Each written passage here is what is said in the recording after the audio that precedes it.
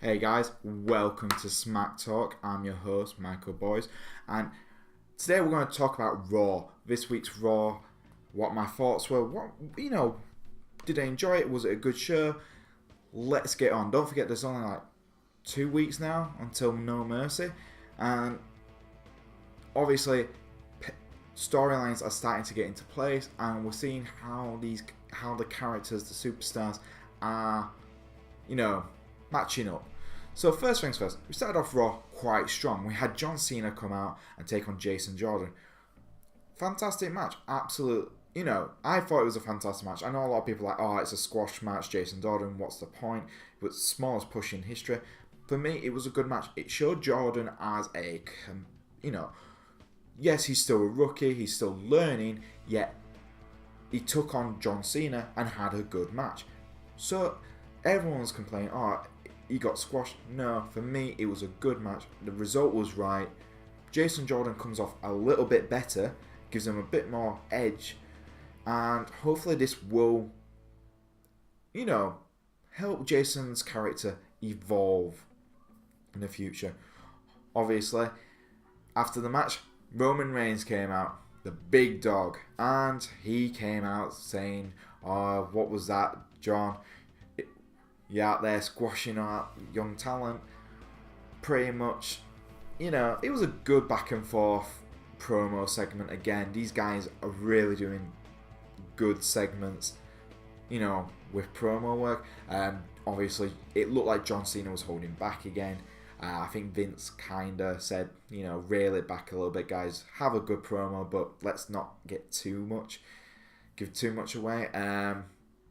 And Roman worked really well. This is Roman's best promo work I've ever seen him do.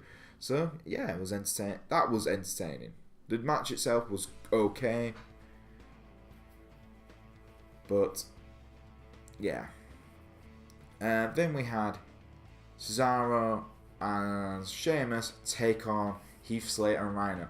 Does anyone else remember when Heath, Slater and Rhino were like the tag team in SmackDown Live? Because I miss it. I don't like that Slater and Rhino are now just jobbers for the tag team division. It shouldn't work like that. It literally feels like there's only two teams, and I think this is the problem on both shows. I don't think there's enough tag teams who you can go, oh, these guys feel like they could be contenders when these guys get knocked out. It doesn't feel like that. It doesn't feel like there's any real,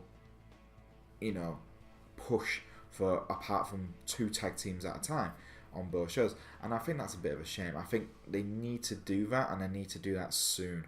And Slater and Rhino have still got momentum from a lot of fans who like them, and I'm one of them. So yeah, they were chanting he has kids. Unfortunately, they lost. Zara and Sheamus did win. Sheamus with the bro kick to Rhino, bit of a shame, but it was a good match. Then we had the Intercontinental Championship match. Oh my god, what a match! That Jeff Hardy and The Miz, talk about elevating the Intercontinental Championship back up there. This is what WWE need to do. Get two guys who actually care about the belt and let them battle it out for it. The Miz, you can tell, absolutely loves being Intercontinental Champion. And Jeff Hardy is still over. No matter, he's still over. He's been over since day one, nearly. He's just so much fun to watch in the ring.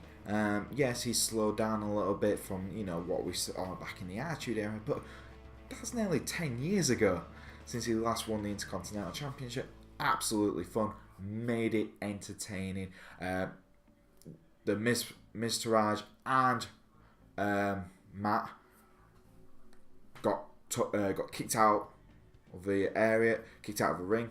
Well, kicked out to the back because they were fighting. The Miz won clean, always good. Gives the Miz like more momentum, makes him feel more like a capable champion. I still think the Miz is one of the best heels in the company. I think Jeff Hardy, giving someone like Jeff Hardy that chance was fantastic as well. There was a bit of a promo beforehand where Matt Hardy was acting broken still. That's great. I like that they can push the envelope a little bit with the broken. Well, I'm not sure what the legal aspect is with like Impact Wrestling and the Matt Hardy brand, but I'm glad that Matt's still using it. He's still awesome in my eyes. Then we had the 205 stuff. It's the 205 match. It's the typical, we've got to throw 205 into the show somewhere. Just get a bunch of them, throw them in the ring. There you go. Let them do what they need to do. So yeah, it was heels versus faces. Guess who won? It was the faces. It usually is the faces on the 205 bit. Enzo won by cheating. He's still a face, but he's cheating now. So, and after the match, the guys were celebrating. Like Enzo was like, "I'm gonna take you guys out for stakes." Yeah, because it was a 3-man tag match. It was Enzo, Grand Metalik. So I got to just check because I wasn't. Like I said, it's the 205 stuff. It's Alexander, Tony Nese, Noam Dar, Drew Gulak. And then afterwards, Neville came out, said, "By the way, just talked to Kurt Angle on 205 Live. We're having a 5-man match to find out number 1 contender." Had a look today because it's from last night. Enzo won, no surprise. When they said there was going to be a number 1 contender for Cruiserweight, they're pushing Enzo so quickly. It's going to be Enzo who becomes number 1 contender. Apparently he got a sneaky win, but that's all I know. I haven't checked it out yet. Then after that we had Bray Wyatt challenge Finn Balor at No Mercy, but he's not allowed to be in his demon form because obviously the demon was his trump card at SummerSlam.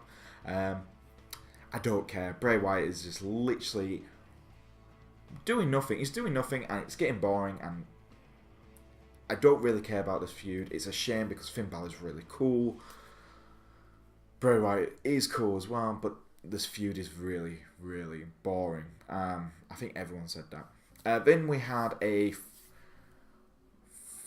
tag team women's match because apparently Kurt Angle early in the night came out and said we're going to have the rematch at No Mercy. Sasha Banks takes on Alexa Bliss for the women's title.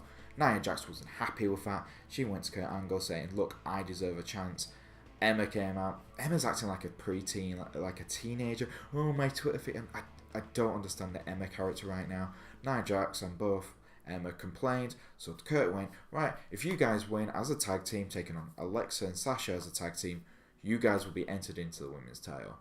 And guess what? They won. It wasn't really that great of a match. Nia Jax is probably the best thing in the Raw Women's division right now because of how ruthless she's being with everyone. She takes out everyone. She took out Alexa and she took out Emma this week, which I enjoyed. So she's probably the good push for Nia. I'm hoping she does win. I hope she does, because I would like to see some fresh blood in that women's title. I think Alexa's held it now twice. I think we need someone else new to take on. Then we had the tag team champions Ambrose and Rollins take on the Good Brothers. With Sheamus in the ring beforehand talking to the Good Brothers. Ambrose and Rollins won. The Sheamus and Zara kind of interfered, getting in the way with Gallows and Anderson. Caused a bit of an issue after the match. Rollins and Ambrose were up on top stage, laughing and walking away. And yeah, they started fighting Sheamus and Cesaro. Did the Good Brothers, got kicked out of the ring. Sheamus and Cesaro threatening. It was an okay match. Sheamus and Cesaro getting involved was quite interesting. Again, need more tag teams getting involved in this part. And then the main event, Braun Strowman taking on the Big Show. Awesome match. Big Show's so capable working with guys who are so green like Braun Strowman. Braun Strowman's still a rookie. Don't everyone forgets that. He does these really cool power moves, but again, he's not. I am looking forward to him being Universal Champion, but perfect opponent for him to work with. The Big Show knows how to work these kind of matches. Steel cage match, always awesome. Big Show doing the big elbow off the top rope, brilliant. Braun Strowman wins, absolutely awesome. And then afterwards, he just chucks him through the cage. Always a great moment when you're a WWE fan. And then afterwards, we had a great show. That was a great show afterward. You know, it was a great show. That final bit after the match with Braun throwing his Big Show out of the cage was great. Was Raw good? Yeah, it was a good show. It's building up to No Mercy. It's looking fun. It's looking electrifying, and I cannot wait to see, you know, what comes next. Yes, the women's division tag team does feel a little bit short right now, but hopefully they can make this up sooner rather than later. But yeah, that was my opinion on Raw this week. So if you guys do like our videos, do like, subscribe, and follow me on Twitter at Boise88.